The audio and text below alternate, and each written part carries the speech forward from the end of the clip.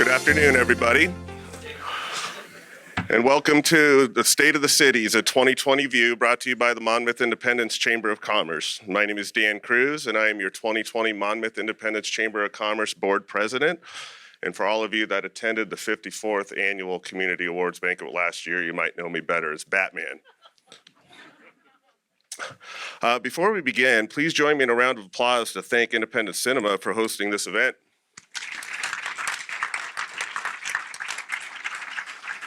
You might have to play hooky and see Star Wars at the end of this. All right. So before I turn it over to our honorable mayors, I'd like to take a minute to introduce some important pillars of our community. Monmouth Chief of Police, Daryl Talon. See you here today. Independence Chief of Police, Robert Mason.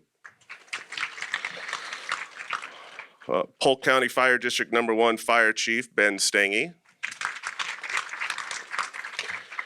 Independence City Manager, Tom Pessamir. Monmouth Interim City Manager, Chad Olson. Monmouth Independence Chamber of Commerce Executive Director, Kathleen Mason. School Superintendent, Jennifer Kubista. Our Independence City Councilors. And of course, our Monmouth City Councilors.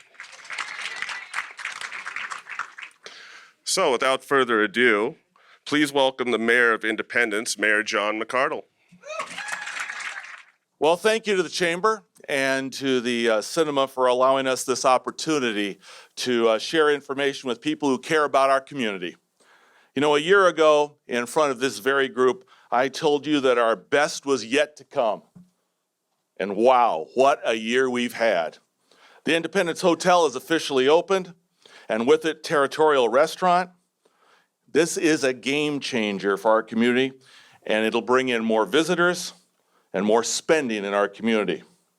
It created about 40 jobs with better than average wages and benefits, and it'll create more jobs in the local business community. Of the 40 jobs created at the hotel, almost all of them are with people that live within 5 miles of the property. Now that's what I call local economic development. Osprey Point has broken ground and will bring additional commercial and residential space to the downtown. The Independence Landing apartments and townhouses are well underway. Between these two developments, downtown Independence will have almost 200 new residents by this time next year. Those people will bring additional spending, and that will support local business, and we'll make sure to get them involved in the local community. The rest of downtown has continued to improve and evolve as well. Musical Independence opened a music store and offers lessons. 7 Star Market completed remodeling the old Moot Hearts space into one of the nicest convenience stores that I've seen. Gilgamesh will soon open The River, a tap house, distillery, and music venue just south of the bank. All of these businesses will bring people downtown, helping us achieve the goals of making downtown Independence a thriving, vibrant place. You may also have noticed some of the wayfinding signs throughout downtown and on the riverfront. They direct people to key destinations and add some more character to the environment. Things are happening in Riverview Park also. The Hop Run, a new 5K run, drew almost 200 participants. The River's Edge Summer Series continues to grow and makes Independence a destination for summer entertainment.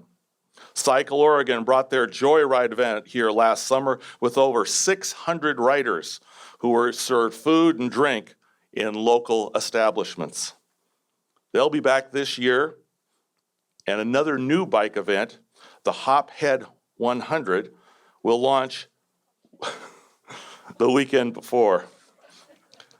The National Psoriasis Foundation ride will also be back again, giving us 3 bike rides on 3 consecutive weekends in June.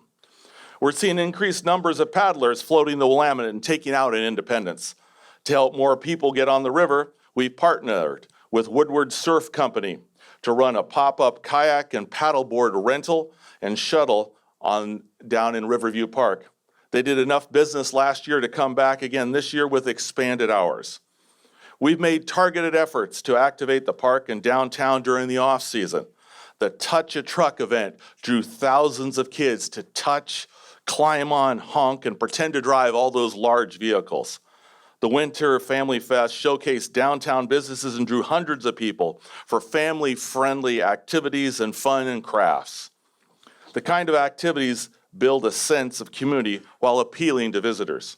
All this in addition to the movies and music in the park, the community fiesta, the 4th of July, and countless other events. People all over are paying attention to what's going on in Independence. We're featured on KOIN Channel 6 News and The Statesman, Sunset Magazine. Jerry Frank even offered pretty hearty praise to the food at the Independence Hotel and the Pink House in the Oregonian just this past Sunday.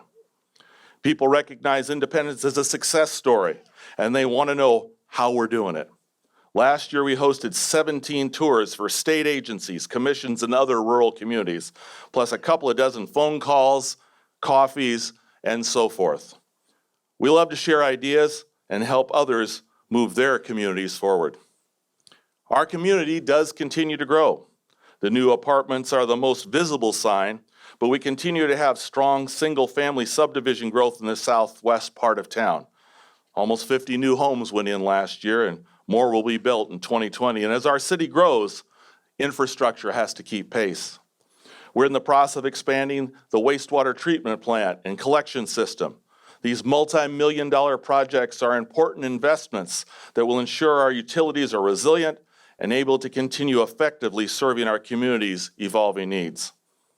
The new facilities are also environmentally friendly, more efficient, and discharge less treated wastewater in the Willamette River. And as a river city, we're very cognizant of how important it is to invest in our community and into our environment.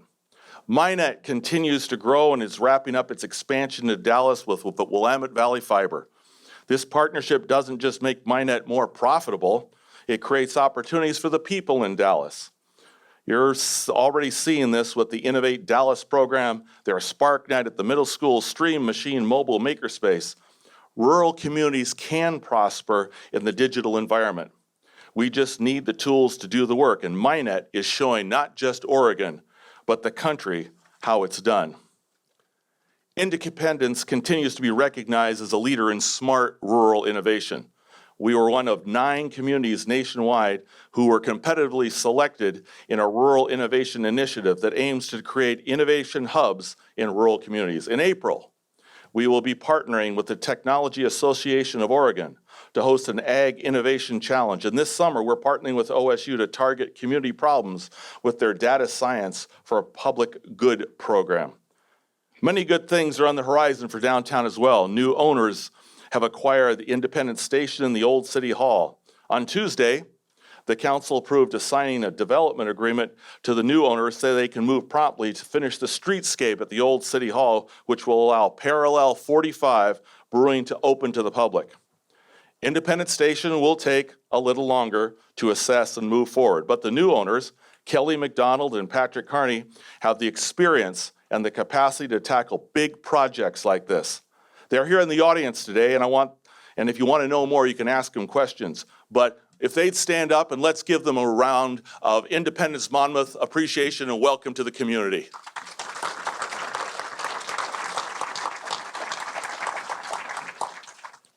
You know, I'm also really excited about the museum being relocated downtown to the corner of 2nd and C Street. You know, we take a lot of pride in all parts of our heritage, and having the museum right downtown will create more opportunities for people to experience and get engaged with our history.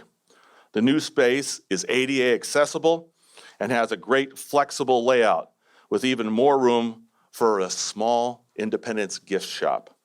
Together with Parallel 45, I think we'll be creating yet another hub for people to go into the downtown. All the investments we are making in infrastructure, program, people, means we have money to move around. An important piece of our common vision and our community vision is to be wise stewards of taxpayer dollars.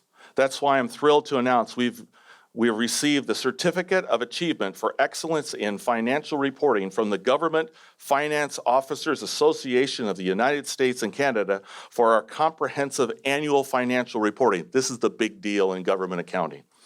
This Certificate of Achievement is the highest form of recognition in the area of government accounting and financial reporting, and this is the 4th year in a row that we have won that. That's a really big deal. The Polk County Master Gardeners have continued to grow and improve Inspiration Garden. If you haven't been there, I urge you to go. It's a beautiful island of serenity created entirely by volunteers. Last year, they were one of the select few that secured a ginkgo tree, a seedling that was grown from the tree that survived the atomic bomb at Hiroshima. We're proud to be partnering with the Master Gardeners, with the Rotary Club, and others to create a peace garden within Inspiration Garden that honors this special tree and what it represents. You can join us on April 24th at 2 p.m. for the dedication. The Master Gardeners, by the way, are always looking for volunteers, and if you want to get involved and help make things grow, contact them. We had a moment last year that was a special event for me personally. I was pleased to host a ceremonial naturalization ceremony at City Hall. Many of you know that I'm a naturalized citizen, as are many of the people that live in our community. Well, I'll tell you, City Hall was packed. It was thrilling to see the pride, the excitement, the energy that was represented that evening. This is a statement about who we are as a community, and I'm really proud of that. Yes, what I've been giving you is a laundry list of many, many great things that are going, but what's it all mean? It means that we're building a better community. Independence is a great place to live and to raise a family. We want to make sure it stays that way. Speaking of community, I want to take an opportunity to offer kudos to our sister city, Monmouth, and to say how happy I am to see the S-Curves project moving forward. It brings additional business and services to our community, and it keeps shoppers here while attracting others into our community. What's good for, and in that, bringing people here is good for everybody. So congratulations, Monmouth. I also want to express a sincere thanks for all the unpaid volunteers, the people on our city councils who are unpaid, working a full-time job, just like the people on committees who are volunteers, working full-time jobs, raising families, the folks that do the events, that do all the stuff that happens in our community, and many of you are already in this room. Together, we've taken control of our future, making things happen because we know that no one else will do it for us, and also nobody cares as much about our community as we do. So we get in, we make it happen.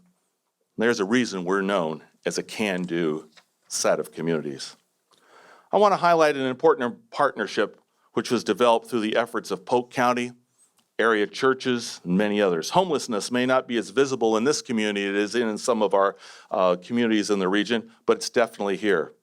The collaboration to open a regional warming shelter is an excellent example of individuals and organizations working together to achieve a goal, not worrying about who gets credit or who did more of this or more of that, but about helping people who need help. We need more of this attitude reflected not just in our community, but in our state and in our nation. And I applaud everyone who is involved in this. You know, our police department, well, they're strong advocates for community policing. This past year, in cooperation with the Central School District, we were able to create a new position that is a half-time middle school resource officer and half-time child abuse detective. This unique partnership allows our school resource officer to have a relationship with youth outside of investigations and brought our total number of school resource officers up to 1.5. Responding to public concerns about traffic violation, the police also implemented a motorcycle traffic safety specialist position last year. Now, this position is only a half-time employee, but it has generated lots of compliance, both for his presence and the idea that he is out there. We're watching some of you. Now, I'm aware of the concerns about increased traffic congestion in town. Heck, I live on 7th and Monmouth Street. I understand. I'm pleased that we have launched an update of our transportation system plan with funding from ODOT's Transportation and Growth Management Department. So I want you all to keep an eye out for the public involvement opportunities. We want to hear from you. We need to continue to develop new ways to move people around and through town, particularly east and west. This year, we'll see the beginning of the design work for the replacement of the F Street Bridge. That's a critical east-west connection, and that project will be largely funded through a grant from ODOT. Transportation is truly a regional issue, and as we are working with Monmouth, Western Oregon University, and Representative Paul Evans to explore the feasibility of deploying a trolley system to carry more people between downtown Independence and Western Oregon University. We're also working with the railroad and the governor's office to allow a new rail crossing, which is a key obstacle to a new east-west arterial road in the southern part of our community. And I'm also pleased that as a result of our advocacy, that efforts are underway to address the interchange of Highway 51 and 22.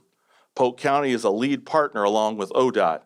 Improvements of this dangerous intersection will have huge positive impacts on our residents, our families, our local businesses. It's an important thing to get done. Today, you're hearing about many of the things that were identified in the community in our 2020 plan. One of the things I'm most excited about is the conclusion of our Vision 2040 action plan.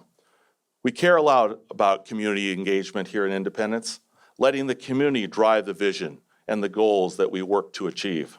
Starting last May, we've engaged over 2,000 people through surveys, stakeholder meetings, open houses, pop-up events at businesses, class visits, photo contests, and more. We even got the street furniture downtown involved in asking questions of passerbys and engaging them in conversations about where the community should go in the future. This process identified some broad community desires and helped us understand what we need to work on in order to make sure Independence maintains a historic, welcoming, small-town atmosphere, even as it grows and changes. The plan identified initiatives and actions and grouped them by some broad focus areas. And those focus areas are dynamic local economy, a vibrant and livable place, safe and healthy people, thriving schools and youth, and an inclusive, involved community. The community identified a bunch of areas to focus our work in the future, which include the need for accessible, diverse housing, especially housing for our local workforce, continuing and expanding the revitalization of downtown, creating more and better transportation connections and options through town, improving workforce training and skills development for youth and adults, creating more and better connected bicycle and pedestrian trails, and there's so much more. The City Council will be reviewing the Vision 2040 plan at its goal-setting meeting in March, and I expect you'll see many of the plan's initiatives reflected from that meeting as we move forward. Vision 2040 is an example of what cities do well. We talk to each other. We work together. We understand challenges and overcome them. We've done this before, and it's the foundation of our success here in Independence. By engaging our community and partner organizations honestly, openly, we create a sense of community and a shared effort which allows everyone to achieve more than could be done individually. You're seeing some of the pictures that were submitted for the Vision 2040 photo contest on the screen now.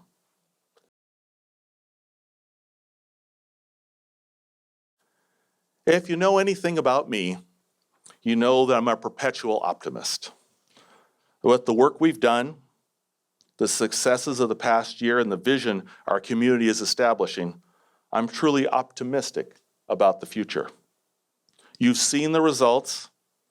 You know we've had a number of good years, but I still believe that our best years are yet to come. Let's continue creating our own success. Thank you, ladies and gentlemen. Thank you, Mayor McCardle. Now please welcome the Mayor of Monmouth, Cease Koontz. I'd like to take an opportunity to thank our interpreters today.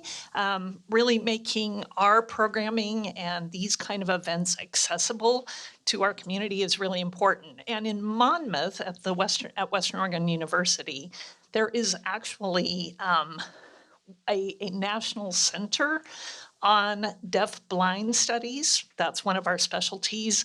And the university has added a lot of programming to assist deaf interpreting studies and things like that. So thank you both for being. I was planning to start this today by taking a look at the last decade of progress in our community. And then I checked Farmer's Almanac and found that decades begin with 1 and end with the 0 year. And who wouldn't trust the Farmer's Almanac on this kind of thing? So instead, you get a year of progress. As I look back at this final year of the 20-teens, but I really marvel at the changes that have taken place in Monmouth, Oregon. Starting with the first elected woman mayor of Monmouth, and seen here with 5 of the last 7 mayors. And a council that has a couple of other noticeable changes from when I was on it in 2014. It's been quite a year. By the way, it is said that public office ages you. It's usually not quite this dramatic. And speaking of dramatic changes, you might have noticed a few that have been taking place in Monmouth's landscape. Although I usually say that I don't have an edifice complex, it's kind of dynamic, and I really think we should take a look at some of those changes. Starting on Highway 99, from January, with the opening of Carl's Jr. on that long vacant corner, to December, when the new traffic signals lit up the intersection of Main and 99, there probably haven't been as dramatic a transformation since the installation of pavement. Improvements to the underlying structure of this road, the safety, the bridge north of town, and the accessibility are very important. But it sure is nice to also have bike lanes, extended turn lanes, and a much more attractive thoroughfare. Earlier in the year, we cut the ribbon on our new Power and Light headquarters.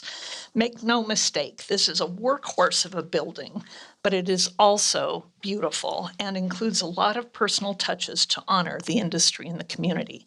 I want to take this moment to shout out our Monmouth Power and Light Superintendent, Chuck Thurman,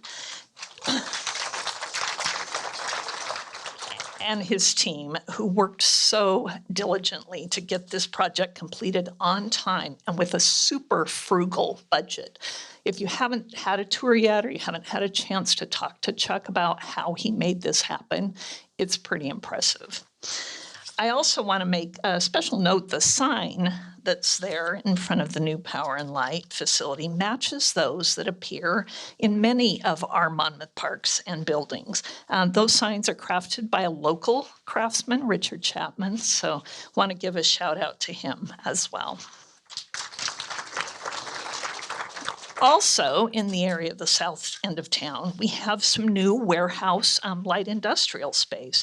Don Taylor has opened his business, Northwest Toys, which does lift kits and car accessories. And also seen in this picture is a new building he has available for lease. So if anyone's looking for that warehouse light industrial space, that's available. And we have another pretty noticeable investment by Salem-based Mountain West Investment Corporation. It's resulted in 180 affordable housing units known as the Southtown Apartments. 5 buildings have been granted occupancy, and another 6 buildings are nearing completion this year. The complex of 1, 2, or 3-bedroom apartments includes a basketball court, indoor fitness center, resident clubhouse, and playground. This really increases the ability of our community to meet needs for affordable housing, and we appreciate that private partnership. So how about downtown? Windermere made the move a while back from its home on Highway 99 to the heart of downtown, the former gas station known as Nelson's on Main. Larry Dalton is now developing a mixed-use space on that property with plans to move the Windermere office into the new building and add a couple of apartments above it. So what would happen with the old gas station? Look for it to become a sit-down restaurant with area for outdoor seating. And be ready to make your reservations because I'm sure it will be hard to get in during music in the park. Or to catch a follow-up to the 2019 inaugural event, History and Mystery in Monmouth. Researched and written as a collaborative effort with Western Oregon University, the event featured stories and presentations by partners such as Polk County Historical Society, the Heritage Museum in Independence, and the Wu Archives. Also downtown, John Bracken has rebranded Crush Wine Bar and is taking his show on the road. The Wimo or Wimo or Wine Limo, I don't know. It is booked by locals and also out-of-towners who want to cruise the wineries in style. A very creative business opened downtown, our Craft Bar West.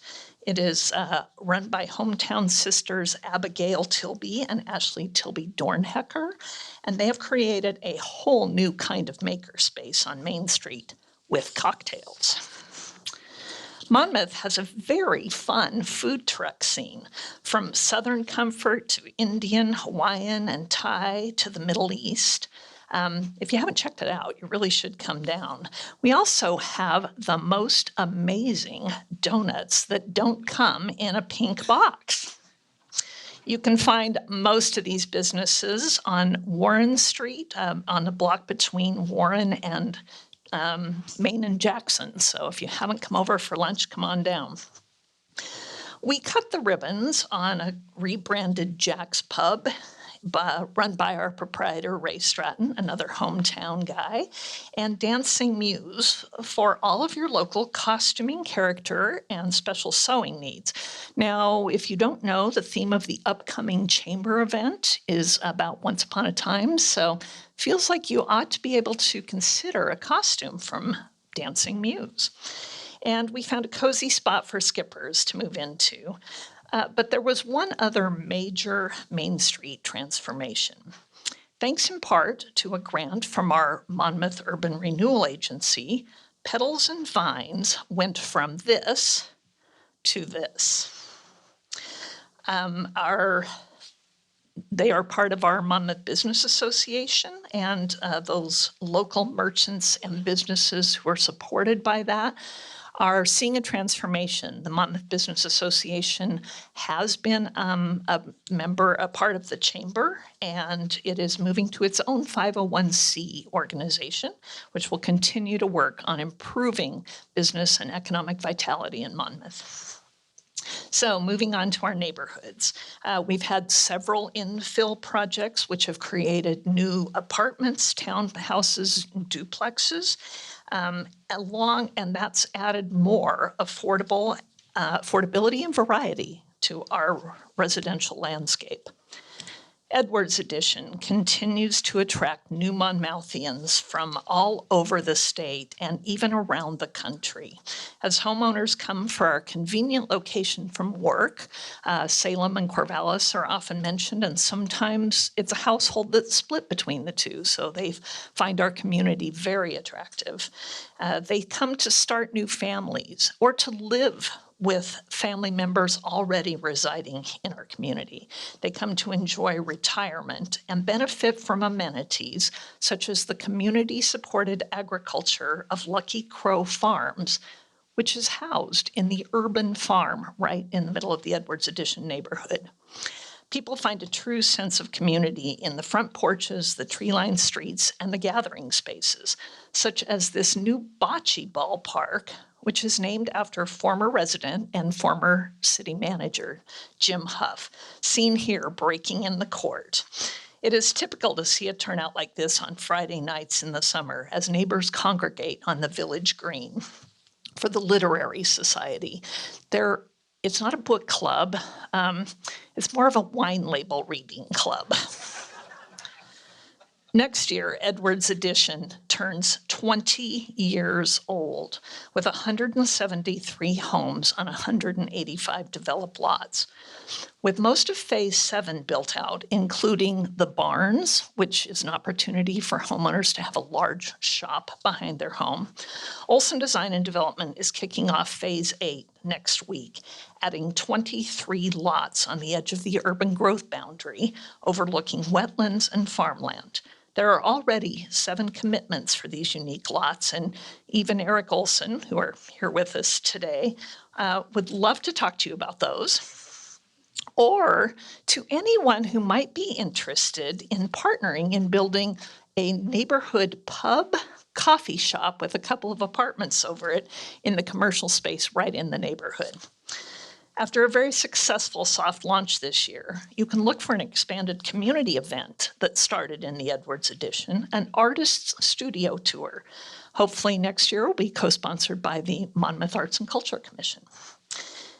Let's see, so that's that development. It feels like I might be forgetting something. The new swimming pool in the S-curves, you all noticed that amenity? Actually, they drained it last week, darn it. No, you probably have noticed there has been a lot of activity at Ash Creek Station. As Mayor McCardle mentioned, we are very thankful for that finally being developed, and thanks to our owner and developer, White Oaks Construction. The Monmouth Planning Commission has really earned their 2019 keep, working through many meetings to review and approve space for the following businesses. The anchor tenants of Ross Grocery Store and Tractor Supply. Michael Roth sent his apologies. He hoped to be here today, but he is heading out on vacation. But he's very excited to continue to grow this business and become even more of an anchor to our local economy. There will be, yes, the long-awaited Taco Bell and a relocating Papa Murphy's. The commission just approved a 14,000 square foot retail flex building for up to 7 tenants, as seen in this rendering of the station's master plan. Some more to come on that. Yeah, well, in one of our most significant changes in the last 12 months, well, actually in the last 12 years, Monmouth said goodbye to our city manager, Scott McClure, as he took on the challenges of managing a much larger city in the Portland metro region, Canby. As has been well chronicled in this annual review of city activities, Scott will be known as the infrastructure guy, shepherding multiple major projects through completion. A careful steward of public resources, Monmouth maintained a reputation for prudent spending during his watch. Scott also worked just as tirelessly as a volunteer for our Two Cities, One Community, and is missed for his work in Rotary, on the boards of the Chamber of Commerce and Smith Fine Arts series at Western, and for his leadership in the Monmouth Business Association. I would like to thank Chad Olson for taking time out of his retirement and his weekly golf game to make the trek from McMinnville to guide us through this transition as our interim city manager. He stepped into some pretty major projects, including our ongoing work around replacing our crumbling city hall, and he has not missed a beat. We are lucky to have someone with Chad's expertise. Chad has also expressed very positive impressions of our operations and our terrific department heads, several of whom are here with me today. The city is in great shape as we seek our new CEO, with recruitment and hiring scheduled to wrap up actually in April. We will be keeping you all informed as we go through the process of bringing in a new partner to head our staff and council in moving Monmouth forward. I would like to thank my council, some of whom were introduced to you earlier today. This has been a great year. Things don't always move quite as fast as we would like, but with our partners and volunteers on our various boards and commissions, we have done some very good work, especially in keeping our neighborhoods vibrant by enacting ordinances around short-term rentals and completing our housing needs analysis to plan for the future. Work continues on determining how to shore up our meager street fund, and you can learn a little bit more about that. We have on Wednesday the 29th at Yeasty Beastie, we are reviewing potentially a stormwater fee to take care of those needs, as well as how to sustainably improve sidewalks throughout Monmouth for accessibility and appearance. So that's a lot. And despite all that progress, some things never change. So I leave you with one of Monmouth's most enduring issues, which raised its feathered head once again in 2019. So I would like to thank Kathleen and the Chamber of Commerce for this opportunity. Again, our partners who invest and believe in the future of Monmouth and an independence. I thank you all for being here and for all you do and will do to contribute to Monmouth's success. Thank you, Mayor Kuntz. And at this time, I'd actually like to invite both mayors to come back up to the podium for a question and answer period. And if we can please get the lights turned on, as much as it might be fun to kind of guess where that question's coming from. Homelessness is a problem throughout the region. We don't believe that anybody in our community should die because that they freeze to death. And so is it a stopgap? Absolutely. And it's a statewide issue, and you're seeing it being dealt with. You read the Statesman. It's usually a few days late. But they're dealing with homeless-related issues in Salem and even in a larger area. The state's dealing with it. But we live in America. We shouldn't have people who have to die on the street because it's cold and frozen. Did you want to add anything? I'll just emphasize a point the mayor made about the initiative that we are partners in with the city of Salem. We're working with all of Marion County to identify opportunities to increase our services. It is, there is a federal designation that right now, Monmouth-Independence, Marion-Polk County, we are part of sort of all the counties in the state that are not Multnomah and Clackamas and Lane. But we are breaking off, and Marion-Polk County itself will be able to leverage more federal dollars to deal just with homelessness. And, feels like Salem might overwhelm us in that, but Monmouth and Independence have actually been partners in that effort from the beginning. So I think we'll be able to see more opportunities to work on that issue in our communities. Hey, yes, thank you, Eric. Western Oregon University is in a unique spot right now, as all our public universities. I actually last night was at a dinner meeting with trustees from all 7 public institutions, as well as the commission that oversees that. And all of our universities are actually in a declining enrollment phase.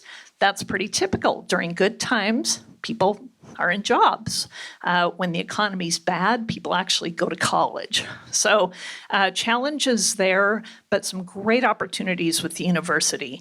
In fact, one of them, which we are trying to get through the legislature right now, is to create the state's first public doctorate in physical therapy. So those kind of health science needs are growing, as we all know. Some of us are getting a little older and seem to need a little bit more of that. So there's some really great things on the horizon at Western to try and change the outlook and grow enrollment. But really, it continues to serve first-generation students the institution is looking at becoming a Hispanic serving institution. Our communities are welcoming to those students, those first generation Hispanics who come from families that have never considered college. And so it's a great opportunity for both of the communities to support the university in that. The mayor is modest.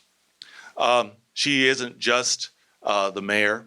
She's not just an employee at Central School District doing all the business stuff. She's also one of those trustees of Western Oregon University. And am I correct that you are the chair at this point? I'm the chair of the finance. Chair of the finance committee. So she does, give her a big round of applause because that's all. You know, this is an example, and I just want to point out that obviously we talk to each other a bunch and work together on a lot of things, but this is another example of volunteerism. You don't get paid for being a trustee. You don't get paid for being a mayor. You don't get paid for being a city council member. You do it because you want to make a positive impact on the community. And so many of you, I see you on many of our budget committee people and planning commission, and I see so many folks here. And this is just an example of a wonderful colleague who's doing great stuff, just like many of you are. Who's got the next question? Well, originally sidewalks were put in when they constructed things, and then a long time ago they let developers go in without putting in sidewalks. I know that's something that is an issue in some places in town, and you know, having walked all those streets many, many times, knocking on doors, I appreciate when there are sidewalks. It's going to be one of the items I'm sure that we'll be discussing in our goal setting session. I don't know how it's going to sort out, let alone how it's going to get funded, but it's an item that we're going to have to be talking about. Thanks, Zelly, asking about community recreation opportunities. Monmouth has a volunteer parks and recreation board. They have a small budget, and they have really, their focus has moved sort of from park improvements to recreational opportunities. It is a huge goal of theirs. Right now, sort of the number one thing that they're very focused on, and we have partners in Independence on this, is a new skate park. A lot of demand for that, a lot of opportunity for community engagement from our youth, and we have a very passionate, committed sponsor of that. And that's sort of that kind of thing, which would cost about $600,000 to do right as a public project, is actually taking up a lot of energy. But those kinds of opportunities, there's always discussion about working with the school district, and the school district is very open to talking about that. It's kind of something we can't do on our own. We're going to all have to work together on that. We've started having some informal conversations. You know, we have wonderful parks. And we, as both communities have grown, we're both about 10,000 people now. And, you know, it's time for some organized recreation. You know, we have the Y does some programs, CYS does some programs. But wouldn't it be nice to be able to have, whether it's a softball league or a soccer or bocce ball or maybe hammer throwing. But well, that would be fun. But we need to start looking at as we as a community evolve. And so I fully believe that there's going to be some conversations across a number of different organizations to figure out, okay, how do we do this step by step? The challenge in any of this, and if you go to any other city, you know, community, and because I know there's some young people in here that had some questions about teen facilities or places to hang out and play video games and do stuff. It's how do you fund it, and then how do you, more importantly, how do you ongoing operate it? So those are some of the challenges. And so we're aware that there are some change but we are becoming larger. We're evolving. It's time to start looking at maybe some organized recreation. Step one, step two, and step forward. Thank you, Mr. Jaffer. And so the question about South Monmouth and Gwynn Street, they're that in our transportation plan, and I assume maybe you're meaning on the west side or the east side. Oh yeah, so there are some pieces of sort of major access there that again, as the mayor said, developers weren't really required to improve when back in the day that have caused issues. That is, we, as part of our street fund, as part of our review of sidewalks, that area is targeted on there as something we need to look at. We don't really have funding identified, but it is an area of concern, sure. And I just want to take a second.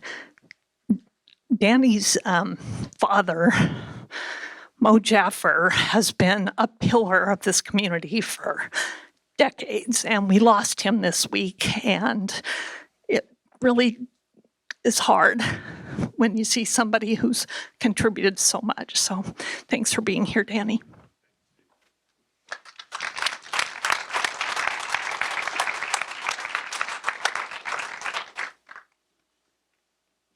On that cheery note. Thank you for the opportunity. Thanks, everybody.